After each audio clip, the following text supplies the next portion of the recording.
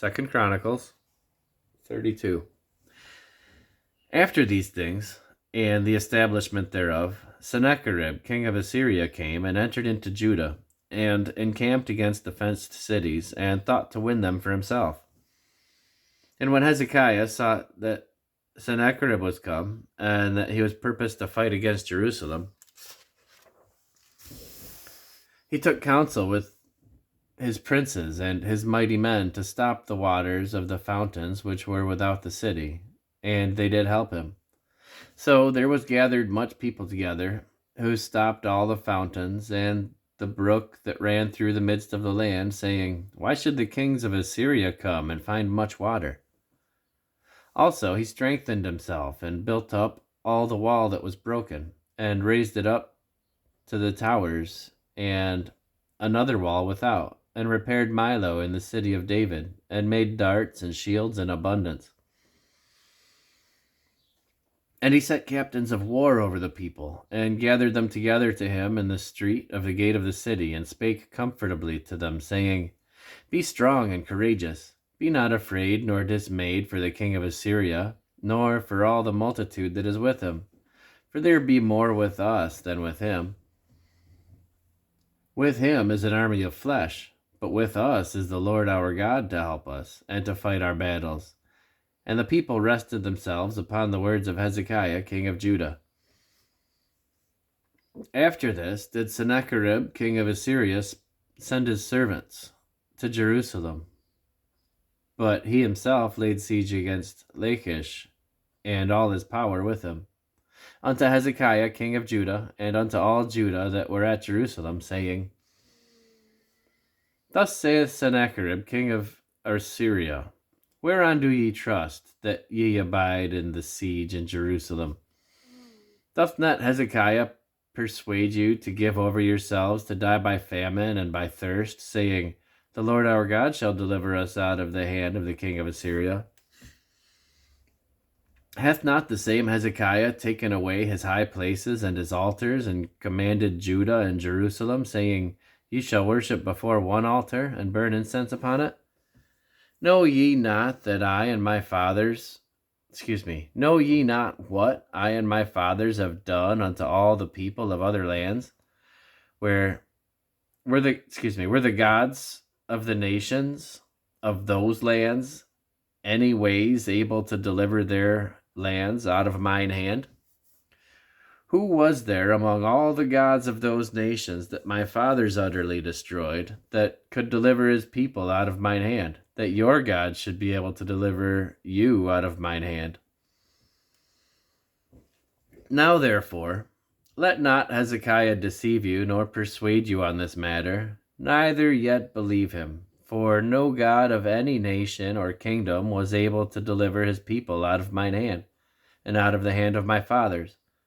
How much less shall your God deliver you out of mine hand? And his servants spake yet more against the Lord God, and against his servant Hezekiah. He wrote also letters to rail on the Lord God of Israel, and to speak against him, saying, As the gods of the nations of other lands have not delivered their people out of mine hand, so shall not the God of Hezekiah deliver his people out of mine hand. Then they cried with a loud voice in the Jews' speech unto the people of Jerusalem that were on the wall, to affright them, and to trouble them, that they might take the city. And they spake against the God of Jerusalem, as against the gods of the people of the earth, which were the work of the hands of man. And for this cause Hezekiah the king and the prophet Isaiah the son of Amoz prayed and cried to heaven. And the Lord sent an angel, which cut off all the mighty men of valor, and the leaders and captains in the camp of the king of Assyria. So he returned with shame of face to his own land. And when he was come into the house of his God, they that came forth from his own bowels slew him there with the sword. Thus the Lord saved Hezekiah and the inhabitants of Jerusalem from the hand of Sennacherib the king of Assyria, and from the hand of all other, and guided them on every side. And many brought gifts unto the Lord to Jerusalem, and presents to Hezekiah king of Judah, so that he was magnified in the sight of all nations from thenceforth. In those days Hezekiah was sick to the death, and prayed unto the Lord, and he spake unto him, and he gave him a sign. But Hezekiah rendered not again according to the benefit done unto him, for his heart was lifted up. Therefore there was wrath upon him, and upon Judah and Jerusalem.